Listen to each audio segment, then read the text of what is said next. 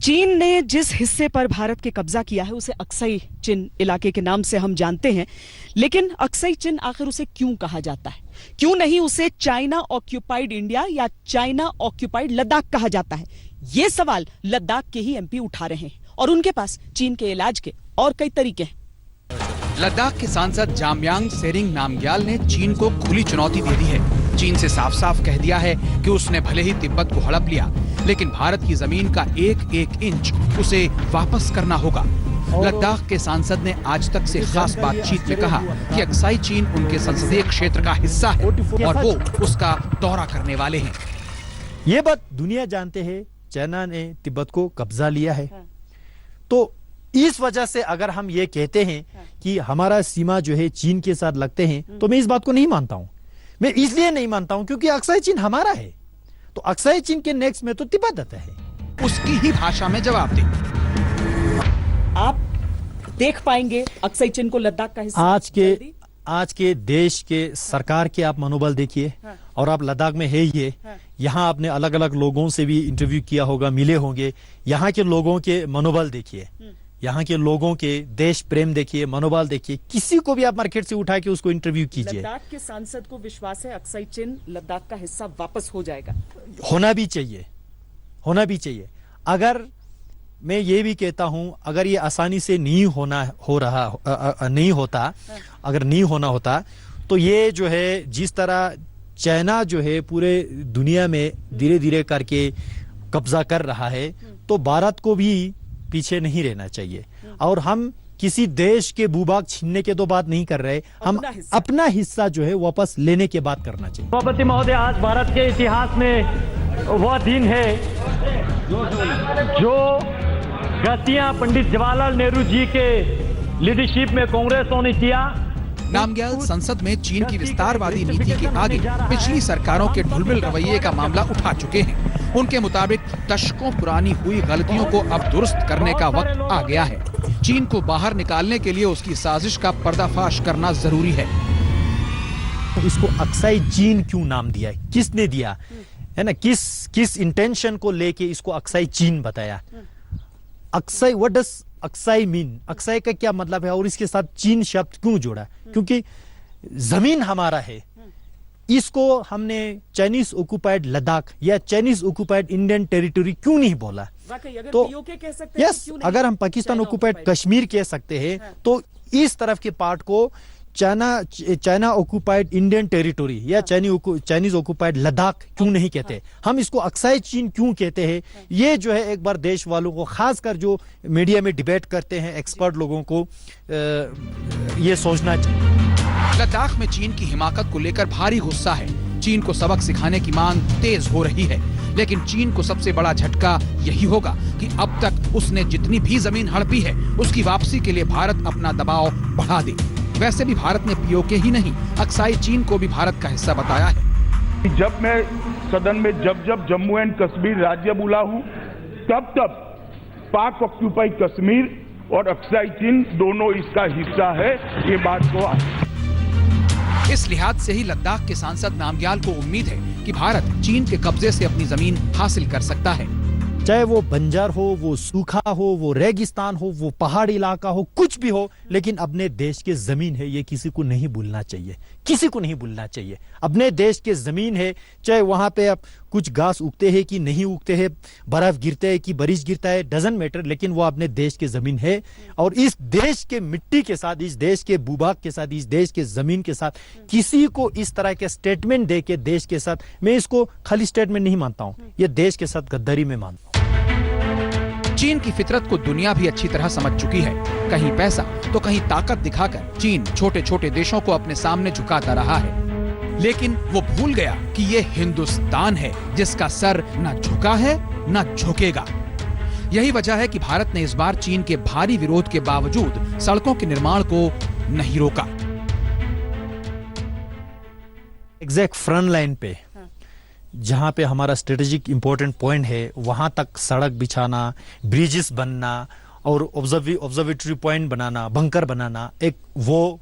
और second thing जो है, अलोंग विद LAC बॉर्डर पे जो लोग रहते हैं सिविलियंस के लिए इंफ्रास्ट्रक्चर, ये दो इंफ्रास्ट्रक्चर में दो कैटेगराइज करता हूं।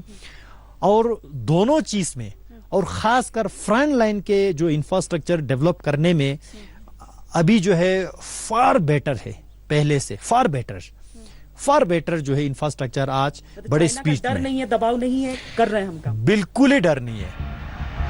दूसरी तरफ चीन को यह चिंता खाई जा रही है कि अगर भारत ने गलवान घाटी में बुनियादी ढांचा खड़ा कर लिया तो वो एक तरफ अक्साई चीन पर दबाव बना सकता है और दूसरी तरफ सीपेक के तहत कशगर से बनने वाली सड़क पर नजर रख सकता है। सीपेक की जहां तक बात है तो चीन के कशगर से पाकिस्तान के ग्वादर बंदरगाह तक जाने वाली सड़क पीओके से होकर गुजरती है। अगर हिंदुस्तान की फौज गलवान की ऊंची पहाड़ियों पर मौजूद रहेगी तो वो जब चाहे इस हाईवे को निशाना बना सकती है।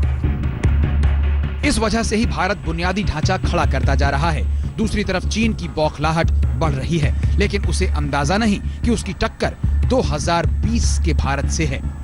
लेह में श्वेता सिंह के साथ आज तक ब्यूरो। तो चीन के सामान का ही बॉयकॉट न हो, बल्कि चीन के नाम का भी बॉयकॉट हो, उसके काम का भी बॉयकॉट हो।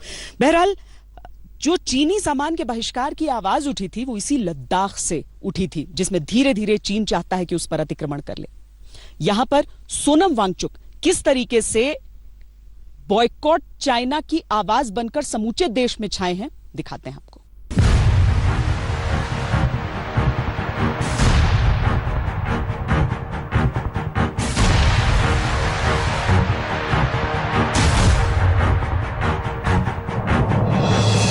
हिंदुस्तान क्यों ना करे उस चीन के सामान का बहिष्कार जिसने लद्दाख में धोखे से हमारे जाबाज वीरों पर हमला बोल दिया। हिंदुस्तान क्यों ना रोके उस चीन के साजो सामान को जिसने नेपाल जैसे पुराने देश को भारत के खिलाफ भड़का दिया।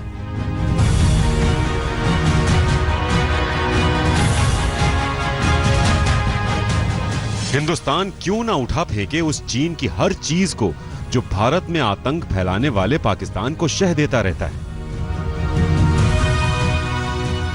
इसीलिए एक तरफ हिंदुस्तान सीमा पर चीन को जवाब देने का दमखम रखता है तो दूसरी तरफ उसकी आर्थिक कमर तोड़ने की भी बात बहुत तेज हो गई है। इसके लिए चीनी माल के बहिष्कार की आवाज उठने लगी है, जिसे सरकार भी सुन रही है। The majority countries are not interested to deal with China. That is also the one of the strength for Indian industry. चीन के खिलौने, चीन का इलेक्ट्रॉनिक सामान और अब तो चीन से ही आ रहा है पूजा पाठ का सामान।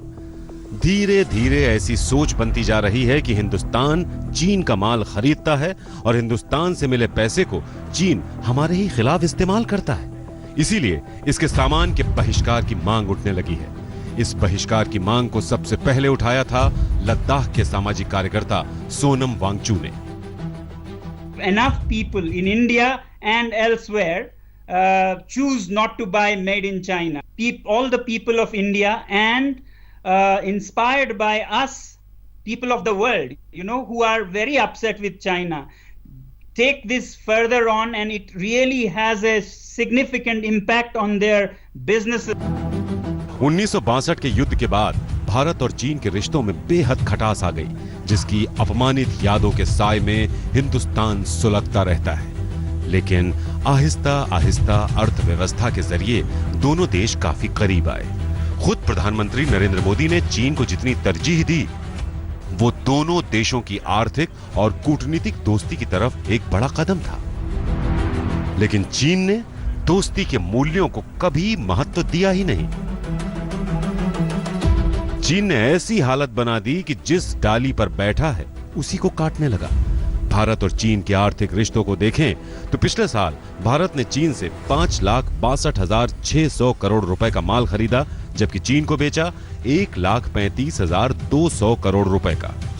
भारत चीन से इलेक्ट्रॉनिक चीजें, साउंड, टेलीविजन और इनसे जुड़ी चीजें खरीदता है। ऑर्गेनिक केमिकल्स और प्लास्टिक की चीजें भी चीन से भारत बहुत आती हैं। इतना ही नहीं, न्यूक्लियर रिएक्टर्स, बॉयलर्स जैसी चीजें भी भारत चीन से लेता है। करीब 25 दिन पहले लद्दाख में चीन की करनी पर सोनम वांगचुक ने चीनी माल के बहिष्कार की बात उठाई थी। अब उसी लद्दाख में चीन की मक्कारी खुलकर सामने आ गई।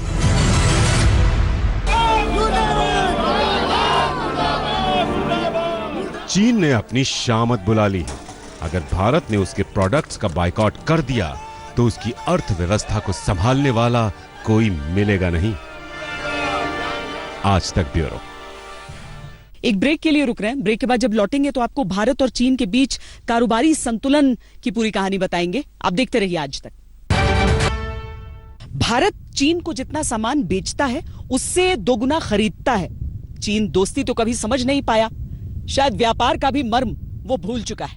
हमने हमेशा से ही अपने पड़ोसियों के साथ एक कोऑपरेटिव और फ्रेंडली तरीके से मिलकर काम किया है।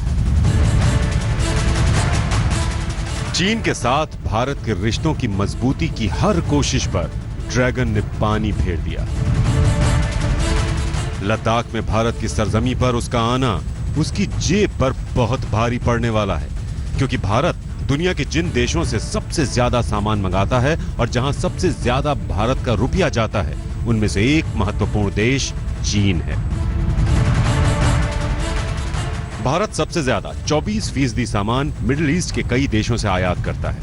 दूसरे नंबर पर चीन आता है, जहां से 18% माल आता है। यूरोपीय संघ के देशों से 16% और अमेरिका से 7% माल भारत मंगाता है। अब भारत ने चीनी माल से अपनी नजरें फेरी भी नहीं कि दुनिया के तमाम देश भारत के साथ व्यापार कारोबार के लिए तैयार हैं। अगर हिंदुस्तान मिडिल ईस्ट से ज्यादा सामान मंगाता है तो भारत से सबसे ज्यादा सामान भी खरीदता है, जबकि चीन खरीदने के मामले में दूसरे कई देशों से पीछे छूट जाता है। भारत मिडिल ईस्ट के देशों में अपना 19% सामान बेचता है। दूसरे नंबर पर यूरोपीय देश हैं, जहां भारत अपना 18% सामान निर्यात करता है। तीसरे नंबर पर अमेरिका है, जो 17% सामान खरीदता है, जबकि चौथे नंबर पर चीन आता है, जहां भारत का 9% सामान ही जाता है। चीन सरहद पर अपनी सैनिक चालाकी और दगाबाजी में यह भूल गया कि वो भारत को जितना पैसा देता है उससे 2 गुना उसे भारत से मिलता है, लेकिन चीन की मक्कारी ही अब उस पर भारी पड़ने वाली है। आज तक ब्यूरो।